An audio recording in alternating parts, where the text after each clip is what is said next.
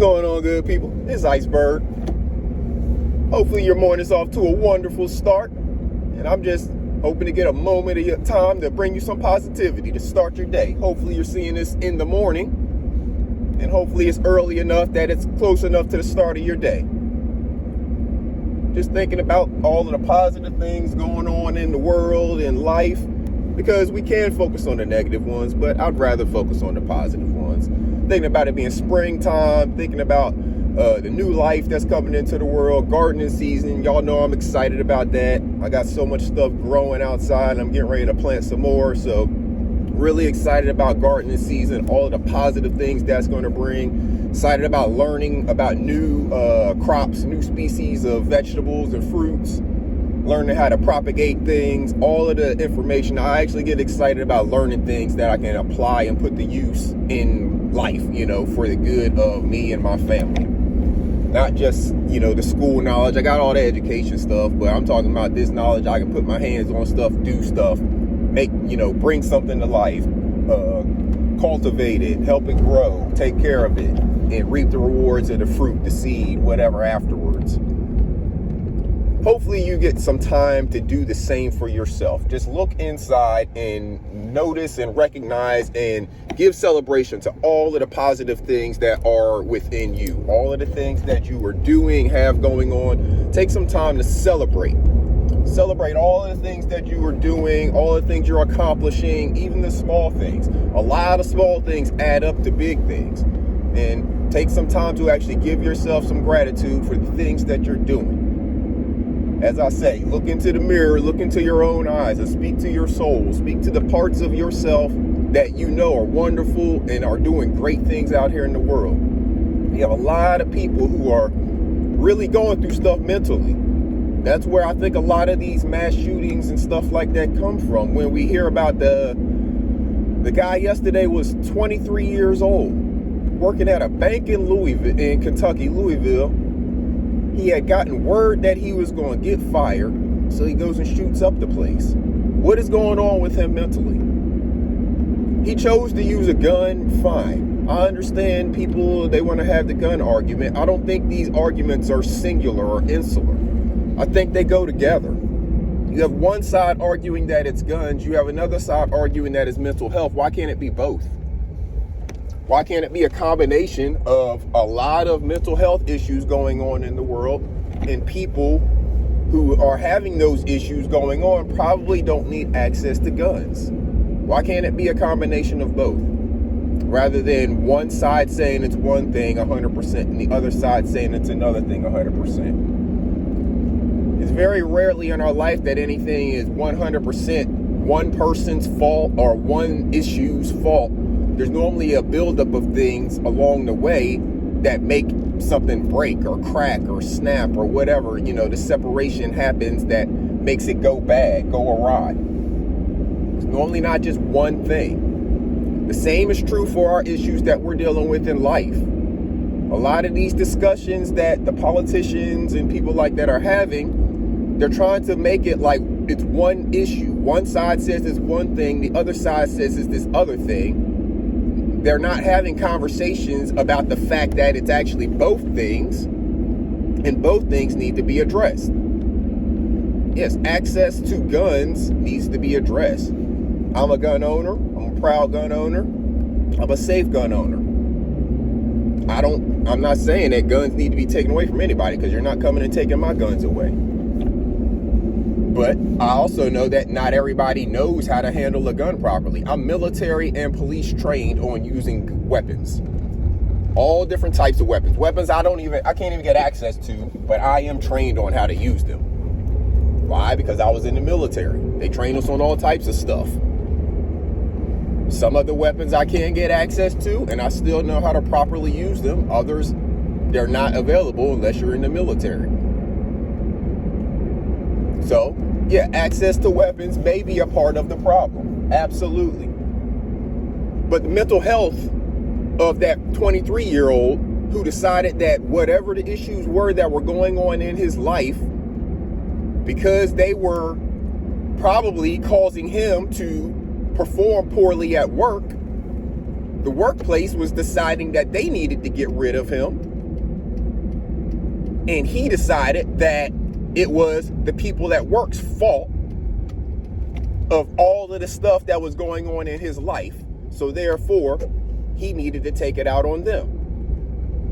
How does that make sense?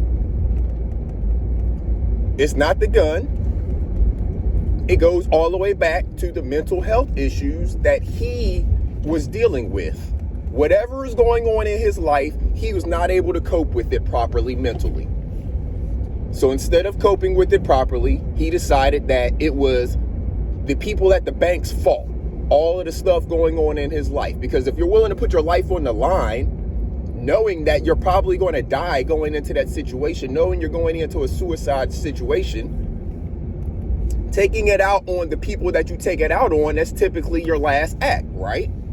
When we think about the individual homicides that happen, one person killing another person, whether it's a crime of passion or whatever, in a lot of cases, these people know each other. Whether it's gang violence, whether it's a crime of passion and somebody, harmed their spouse, whatever the case may be. A lot of times, these people know each other in some way, shape, or form. Right? So, if that's a one-on-one, one person killing one person, a lot of times these people know each other in some way, shape, or form. In these mass shooting situations, this is a person that feels like all of these people are responsible for the issues. Is that what's happening here? And how can all of these people be responsible for your issues? A bunch of people that don't know you well enough to be responsible for your issues. They don't live with you. None of that. This isn't his family. And even your family is not responsible for your issues. But this isn't his family. These are people who have totally separate lives. Tell me that he doesn't have any kind of mental health impairment. Thinking that these people who have totally separate lives from him are responsible for the issues in his life to the point that he needs to kill them while he is committing a suicide mission.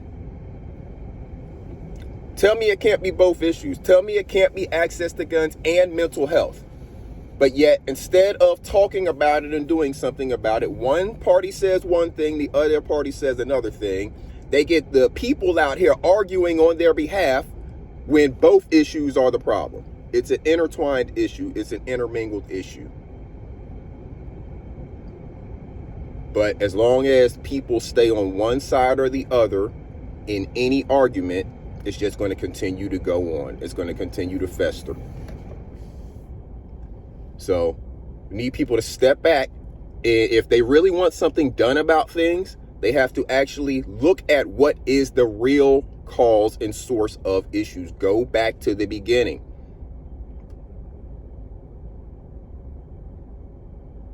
And that all starts with looking within, paying attention to yourself, focusing on your own mental health, making sure you're doing things to take care of your mental health and promote healthy mental health within yourself and within your family. Don't forget about your children. They need to learn these lessons from you early on so they don't make the same mistakes that we've made getting to our adult age. They need to hear and talk about mental health openly, not waiting until they're adults, but as a young child, they need to understand what their mental health is. And if something is impacting their mental health negatively, they need to be able to talk about that with you, the parent. So make sure you're taking some time out for yourself, good people. Make sure you're good to yourself. Make sure you're good to other people, and make sure you're taking care of your mental health. It is so important. And as you see, it's continuing to be an issue, not only in America, but around the world. But we're focused on America because we got to start small and then we can grow out. We got to solve our own problems before we're worried about the world's problems. We have our own problems here that we're not doing anything to take care of. And it starts with us, individuals, looking within.